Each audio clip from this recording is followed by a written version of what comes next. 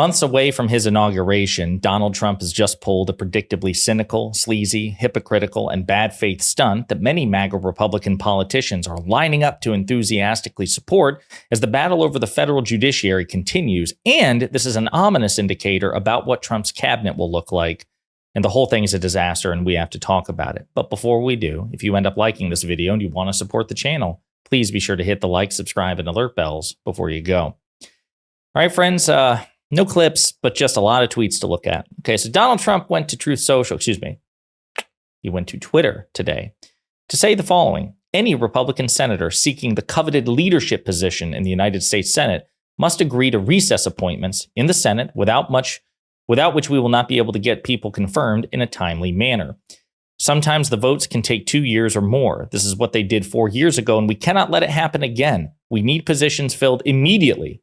Additionally, no judges should be approved through this period of time because the Democrats are looking to ram through their judges as the Republicans fight over leadership. This is not acceptable. Thank you. So for those of you who aren't inundated in the minutia of Senate procedure, what Donald Trump is saying, a couple of layers to his hypocrisy here, is he's saying, listen, when the Republican majority takes over and I become president, I need you to agree to recess appointments so I can ram through my nominees when I'm in power so the Democrats can't block me. But also, while the Democrats are still in majority control of the Senate and Joe Biden remains president, they're going to try to ram through their federal judges, and you need to block them. So he simultaneously says, let me ram through whatever the hell I want and agree to do it, but also block Democrats every step of the way while they remain in power. Really ridiculous stuff. A Rolling Stone article gets into it even more, but we got a couple of clips to look at, or rather a couple more tweets to look at. So in response, Elon Musk says, this is essential. There is no other way. The reason I want to include this is because Elon Musk is the richest man in the world. He is only going to get richer, considerably richer, perhaps at a much higher rate now that he has latched himself onto Trump. And right now we have people talk about the United States being oligarchic, and there's some truth to that, but nothing like what we're about to see, because Elon Musk, according to reporting, is trying to position himself as a de facto shadow White House chief of staff who is very close to Donald Trump in the Oval Office. He's already got extraordinary power by way of his wealth, and now he's going to have his hands on the levers of political power. And we've seen this before, that Trump doles out these patronages. He doled it out to not only big business friends in the first administration, but also to his own children. I have no doubt that he will, at least for some time, give considerable power and discretion and latitude to Elon Musk, whom I should also note was on the phone with Donald Trump when Donald Trump called. It was either Vladimir Zelensky or Putin or both. And Elon Musk was actually on the call. That is very ominous. But anyway, he's endorsing this shamelessly hypocritical stunt. Rick Scott, who might be replacing Mitch McConnell, as a reminder, this is really important. Mitch McConnell is going to serve out the rest of his term as the senator from Kentucky, but he is leaving Senate leadership. He's basically doing what Nancy Pelosi did on the Democratic side in the House of Representatives, continuing to serve as a representative, as an elected official, but not in party leadership. So Rick Scott from Florida is one of the names in the running to potentially replace McConnell. And this is what Rick Scott had to say. 100% agree. I will do whatever it takes to get your nominees through as quickly as possible. So you have Rick Scott supporting it. Lawyer and constitutional law expert Steve Vladeck pointed this out. Here's what's really ominous about this. Republicans are going to have a 53-47 majority in the Senate. And yet here's Trump urging the Senate to go into recess so that he can bypass it altogether.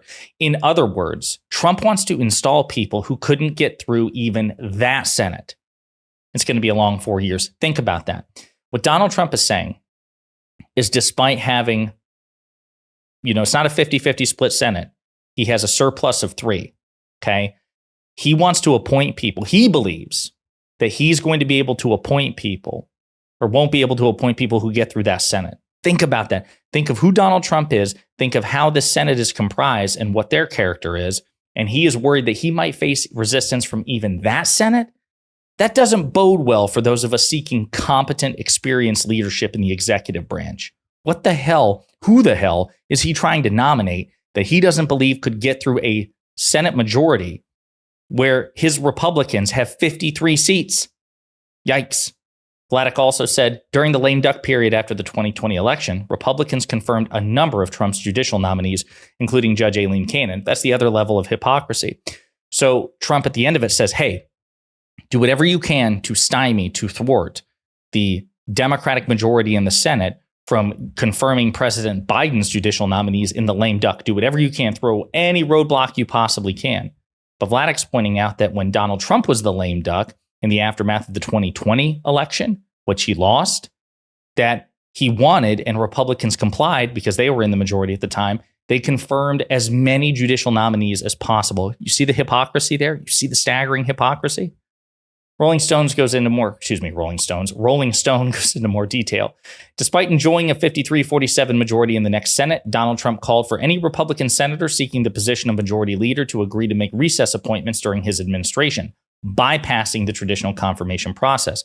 He also told his party to block any lame duck judicial appointments the Biden administration tries to pull through. Elon Musk, it goes in Elon Musk reactions, blah, blah, blah. A president can push through temporary appointments while the Senate is in recess, and any appointments made during that time would be considered acting members of the cabinet. Many presidents have appointed acting members early in their administrations as a placeholder until a formal nomination can take place. Trump has not yet demonstrated any intent to go through the formal process, and during his first term, he had more acting secretaries in his cabinet than any other president, and even late in his administration, he left many political appointments vacant, even though Republicans controlled the Senate. One kink in Trump's plan is the Senate historically has engaged in pro forma sessions during recess periods to prevent recess nominations, as Punchbowl News' Andrew DeSario noted. As is common with Trump, the hypocrisy is laughable. Following his 2020 election, Trump made several lame duck judicial appointments. So again, folks, this is just comically hypocritical. I also find it funny that one of the other potential replacements for Mitch McConnell, besides Rick Scott, John Cornyn of Texas, says it's unacceptable for Senate Democrats to block Trump appointments, even though that's precisely what Senate Republicans attempted to do, certainly during the Obama administration and even during the Biden administration as well. Again, this is what Republicans think. It's okay for them to obstruct, to block, to stymie, to do everything, to filibuster, to do whatever they can to prevent Democratic presidents from accomplishing their agenda. But Senate Democrats, on the other hand, according to Republicans, are just obligated to roll over and let Republicans do whatever the hell they want. Nah, that doesn't work. And by the way, I hope to the best possible extent that they're able to, Senate Democrats become a colossal pain in the ass for the Trump administration.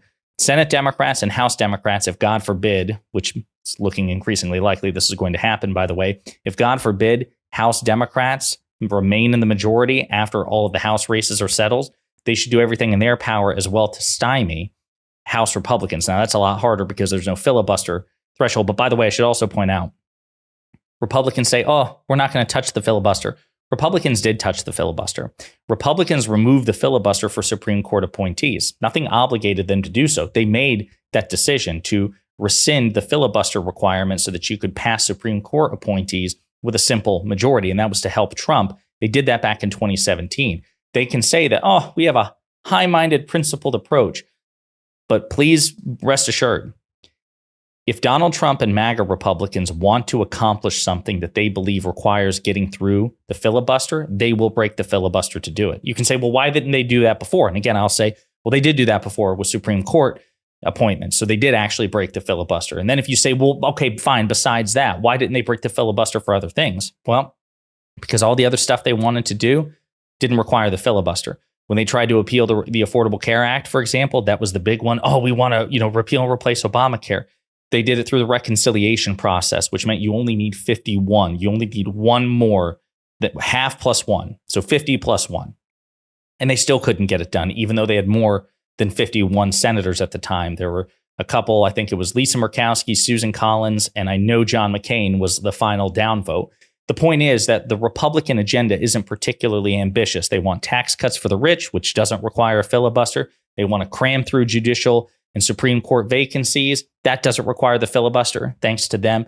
And then all the other stuff doesn't require the filibuster either. And if for whatever reason, some part of Donald Trump's legislative agenda requires it, rest assured they will bypass the filibuster the moment it is inconvenient.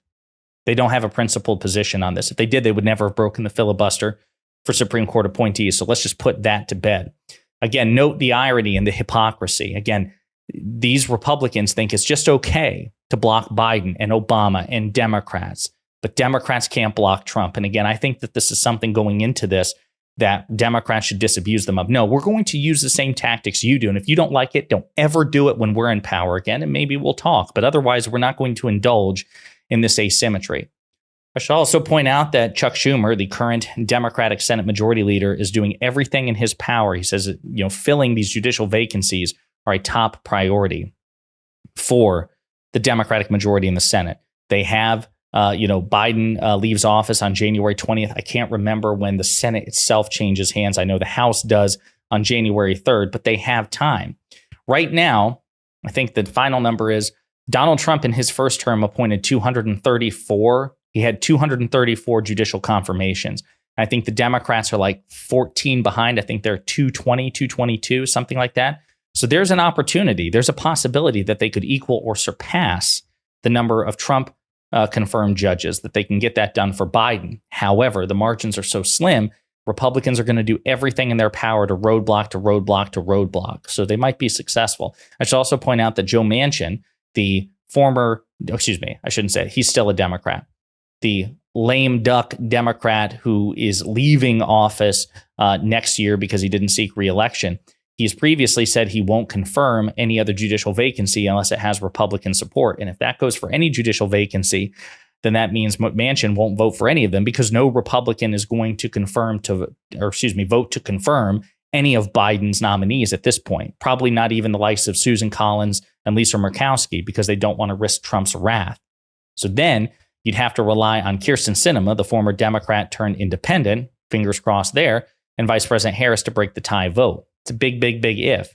And I should also point out, people have said, well, Justice Sotomayor, a Supreme Court justice who's 70 years old and a diabetic who has to walk around with a medic, she should retire. She should put forth a conditional retirement so her replacement can be nominated and confirmed, and we can get that in because there's, of course, a not unreasonable possibility that she goes the way of Ruth Bader Ginsburg, as awful as that would be, and die during the Trump administration. That's very possible. And so many people are like, please just leave, just quit so we can get this done. Two things I'll point out. Number one, she said no. She said she can't do it and there's no way to pressure her out of it. And I hope she's really thought about this. But number two, again, Joe Manchin says he's not going to confirm. I know he said this about Supreme Court justices, that he won't confirm another Supreme Court justice unless it has Republican support. None of Biden's potential Sotomayor replacements will have Republican support. Okay, because again, they want to deny the Democrats another replacement. So it's entirely possible that this whole thing would fail even if they went through with it. But I just want to remind you, Donald Trump will almost certainly replace two Supreme Court justices, Thomas and Alito, once he becomes president because they're two older conservatives and they're going to retire. And if something happens to Sotomayor, that would be a third.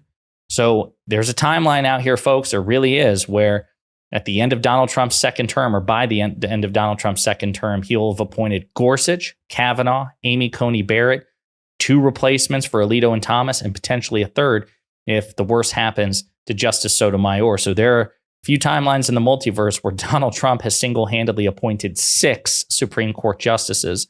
And that was one of the many, many, many, many, many reasons why this election was so damn important, because the prospects of a 7-2 conservative supermajority Supreme Court, which rules over us for decades, it's very possible. Keep that in mind, folks, as we think about future elections, including the upcoming midterms.